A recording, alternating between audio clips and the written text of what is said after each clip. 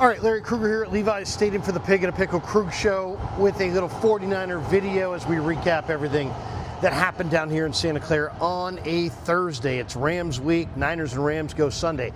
Rams are a 4.5-point favorite in this game. The spread has moved to Rams minus 4.5.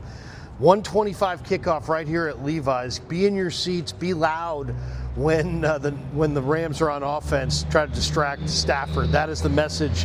One of the messages that John Lynch had this morning. All right, let's go through some of the stuff that we had as far as today. But check out Pig and a Pickle, 2 locations, Emeryville, Corte Madera. They're open 7 days a week from 11 a.m. till 8 p.m. or until they run out. And join us during the bye week, week 14, the Sunday of the bye week. I'll be at Pig and a Pickle. We'll do our Krug Show meet and greet at Pig and a Pickle during week 14, during the bye week. So really fired up about that. I'd love to see all you guys there. All right, today in Ninerland, Alfred Collins did not practice. He's got a shoulder injury. He was headed to the weight room when I saw him last. Ricky Pearsall with the knee injury continues to not practice. He was running on a side field but not practicing the PCL deal with the knee. D. Winters also did not practice, which makes me wonder what his status is going to be for the game. He's got a knee injury. Now, Bryce Huff is back at practice from the hamstring. He's going to go. That's a huge lift for the Niners, who badly need that pass rush. We also saw Trent Williams practicing today, and he was looking good. So that's the practice report. Brock Purdy and Mac Jones both practiced today. It looked like Purdy was taking third-team reps behind Jones, Martinez, and then Purdy, but it was really difficult to tell as far as exactly who was taking what reps in the portion of practice that we saw. We should also tell you that this 49er practice report and the practice reports this season are brought to you by our friends at Plank. It's the brand new 50,000 square foot entertainment eatery in Jack London Square in Oakland.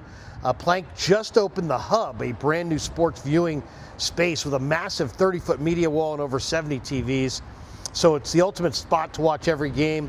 They've got food, cocktails, they got a ton going on. And right now, Krug Show listeners get 15% off bowling, games, food, and non-alcoholic drinks through November the 30th. Just mention that Krug sent me when you go in there. Just say, hey, Krug sent me, and they'll set you up. It's also the perfect place to host your holiday party, whether it's for friends, family, or your team at work.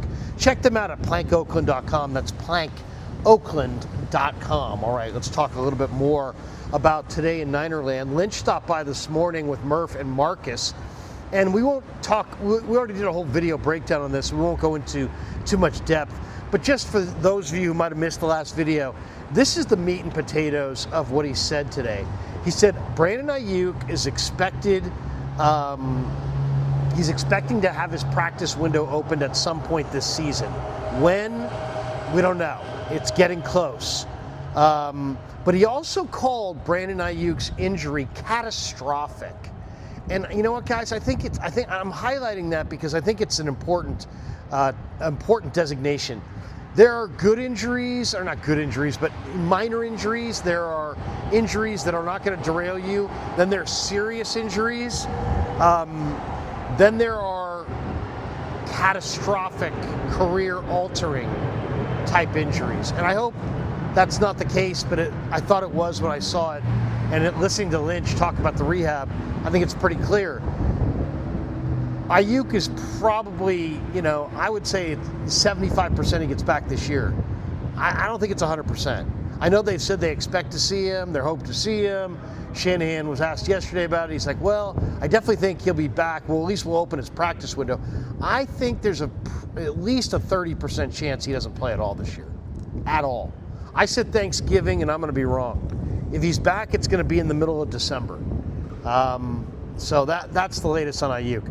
As far as Brock Purdy, Brock's toe will be reevaluated at the end of the week. I expect Mac Jones to talk to the media today and to play on Sunday. As far as no trades at the deadline, John was like, hey man, we weren't going to get fleeced. Would have extended for a difference maker, wasn't a difference maker there. Did say he has a lot of belief in the D-line group. He said that Keion White was impactful last week against the New York Giants, so that's good. He's not disappointed in the rookie class. He says it's a fantastic rookie class. Talked up Siegel, West, and Martin today. Said Mac Jones is playing really, really at a high level right now. And that was pretty much it. A couple other notes, though. Rams wide receiver Puka Nacua was limited today in practice in L.A. He's got a rib injury. Now, McVay says he's going to go. Expect him to play. He's one of the best receivers in pro football. But Puka's battling a rib injury and did not practice today, or was limited, I should say, in practice today. Niners meeting with Asante Samuel, the veteran corner, will be Monday. So I'm sure there's a bunch of teams that are meeting him this week. Everybody will have their meeting, and then I'm sure it's who offers the most. It's really as simple as that. We'll see if the Niners opt to sign Asante Samuel. Interestingly enough, for all the people, myself included, who have been ripping the Niners special teams, it's amazing when your kicker makes kicks how you're better on the special teams stats.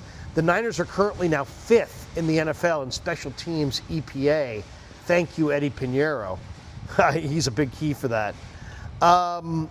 Bleacher Report had a mock draft up on the 26th draft, and I'll just give you, they have New Orleans with the first pick taking Fernando Mendoza, the former Cal quarterback at Indiana, who's having a phenomenal year. And the more I watch him, the more I think he's a big-time prospect. 6'5", smart, got a good arm, athletic. So Fernando Mendoza, they say, is going number 1 to New Orleans. And they say the Niners at 22 are going to take Caleb Lomu, number 71. He's an offensive tackle for the Utah Utes. Hey, we got to take today and say happy birthday, Eddie D. Absolutely a little clap for Mr. D, who set this whole place in motion. This place doesn't exist without Eddie D. This franchise isn't iconic without Eddie D. Heck, I'm probably not standing here talking about this right now if it wasn't for Eddie D. So happy birthday, Mr. D, and thank you for all you gave Niner fans through the years. And last but certainly not least, I do think this is an interesting story, even though it's a little bit of an ESPN stirring the pot. That's what they do at ESPN. That's what they enjoy doing at ESPN. But Dan Orlovsky on ESPN says there is a quarterback controversy brewing here in San Francisco between Mac Jones and Brock Purdy. Well, I know what he's saying. And, you know, you can push back and be like, Orlovsky's an idiot. And the Niners have committed, you know, to Brock Purdy. Shanahan has stated very unequivocally and clearly that this is Brock's team. It became Brock's team when they gave him a 5-year, $265 million contract.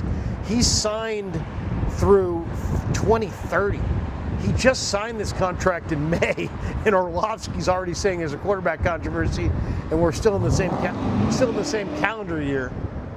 Guy with a nice Corvette, maybe a little glass packs. He just rolled right on by there. The Niners guaranteed Brock Purdy $181 million. So I don't know if there's going to be any quarterback controversy, but I think it does kind of reflect that people are starting to notice that Mac Jones has played really, really well, and he looks like a natural in Kyle Shanahan's offense.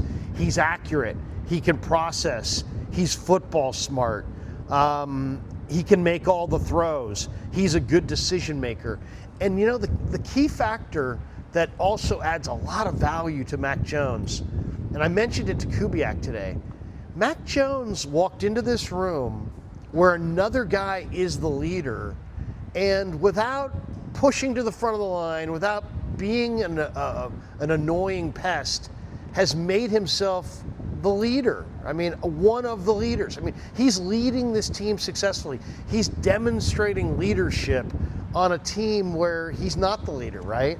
And there's all kinds of veteran leaders, and Brock's there, and you know.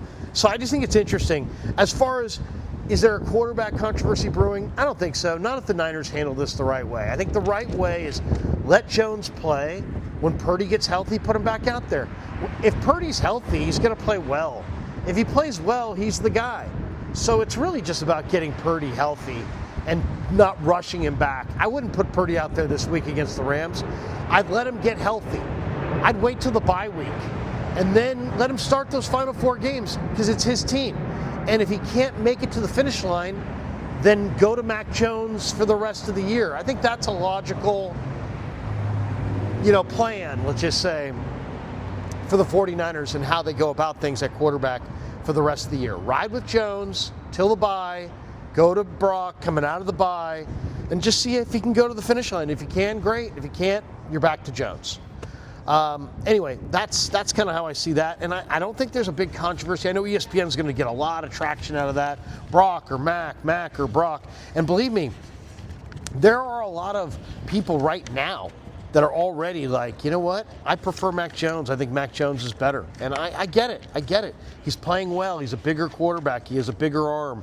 He has more stature. He's not turning the ball over. He's taking care of the football. Turnovers are really, painful moments for football fans and football teams. So I get it. Mac Jones is playing well.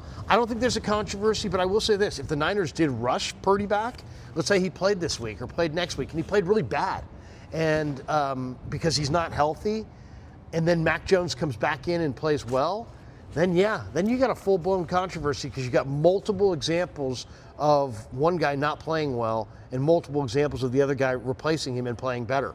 So I think it's up to the Niners to play their hand of cards right at quarterback. Don't bring Brock back when he's hurt. Bring Brock back when he's rested and ready. And when he's rested and ready, hey, come on, we've seen it. He's a good young quarterback. Hey, I'll say this though, without getting all exercised, Mac, Brock, Mac, and I know a lot of people in the comments are really, I love this guy, I love that guy. They should do this, they should do that, and that's all awesome. But all I'll say is this: take a step back for a second, have a little perspective, and you're like, wait a second, the Niners have two quarterbacks under contract for this year and next year that are between 20 and 30, Brock's 25, Jones is 27, that can both play and process and have value. That's going to add, that adds value. That's either value at the quarterback position or that is just value in trade. And a quarterback that you can trade is worth a lot. Like multiple day 2 picks for sure. All right, we should tell you 49er football season is presented by Sleeper, the fastest growing fantasy platform in the world. It's a one-stop shop. You get blazing fast news, real-time stats, group chat, season-long leagues, and of course Sleeper picks for daily fantasy. Use promo code Larry. Sleeper will match your first deposit up to $100. Links in the description. Terms and conditions to apply. All right, join me tonight at 6 o'clock on KMBR for Niners Nightly. Jack Smith's going to be by, who was on the call last week, one of the bright young broadcasters in our region, and he filled in for Greg Papa, who's getting cancer treatment. Pop, we love you, brother. Praying for you. But Jack's going to join me tonight on Niners Nightly right around 6:15, so join me at 6 on The Sports Leader. Thanks to all you guys for supporting The Krug Show on YouTube.